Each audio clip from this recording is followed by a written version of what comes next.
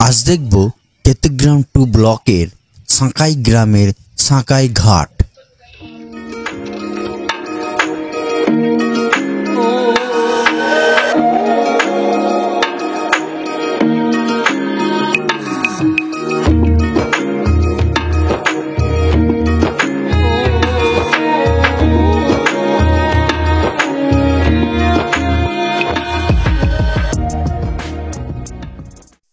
কাটোয়া থেকে ট্রেনে গঙ্গাটিকুড়ি রেল স্টেশনে নেমে টোটো করে সাঁকাই গ্রামে পৌঁছানো যায়। তাছাড়া সহজ এবং অল্প সময়ে কাটোয়া থেকে ফেরিতে সাঁকাই ঘাটে আসা যায়।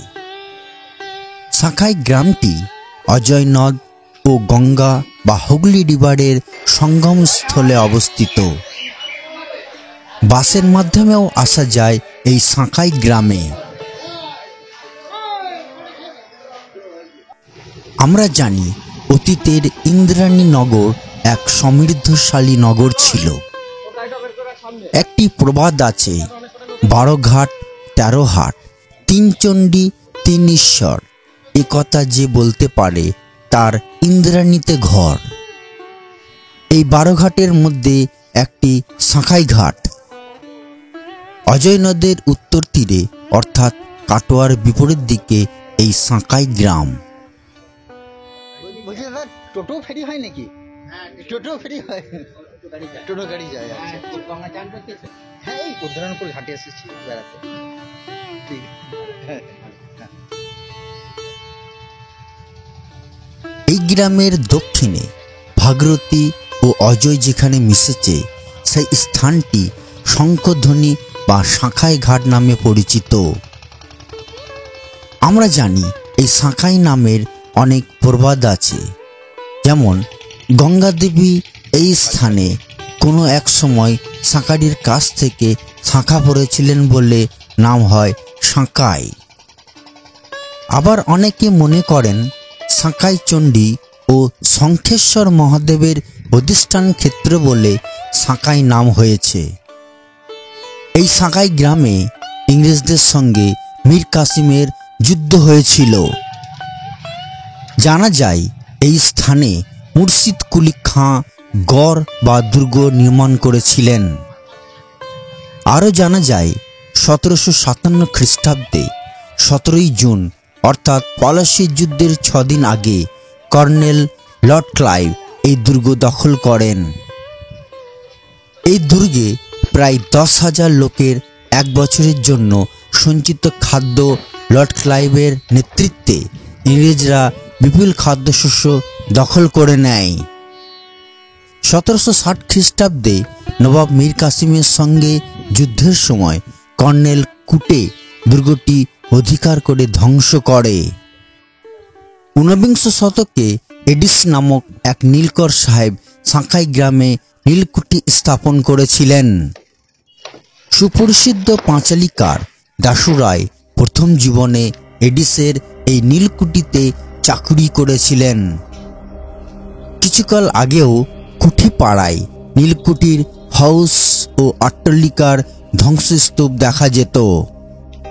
1978 সালের বন্যায় দুর্গটি পুরোপুরি বিনষ্ট হয়ে যায়।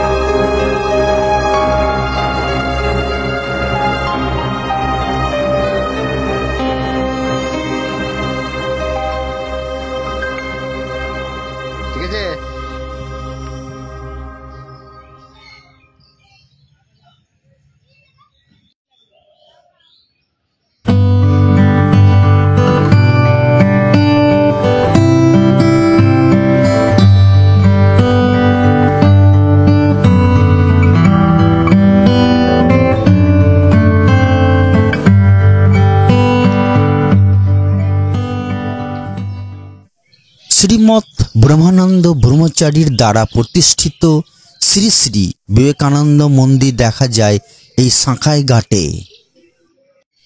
রাধাকৃষ্ণ মন্দির, কালী মন্দির ও নানান ধর্ম প্রবক্তাদের মূর্তি দেখা যায় এই মন্দিরে।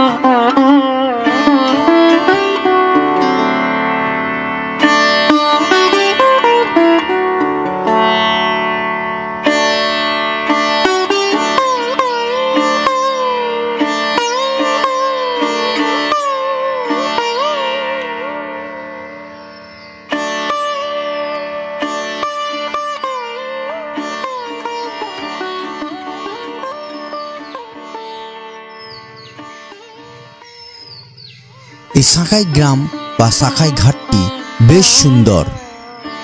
সাঁকাই ঘাট, উদ্ধরণপুরের ঘাট, নৈহাটি গ্রাম, গঙ্গাটিকড়ি ইত্যাদি একটি ডে ট্রিপের জন্য আদর্শ স্থান। কাটোয়ায় বেড়াতে এলে অবশ্যই স্থানগুলি ঘুরে নেওয়া যেতে পারে। ভিডিওটি আজ এখানেই শেষ করছি। আমার ভিডিওটি যদি আপনাদের ভালো লাগে অবশ্যই বেশি বেশি করে শেয়ার করবেন, কমেন্ট করবেন, সাবস্ক্রাইব করবেন। ধন্যবাদ।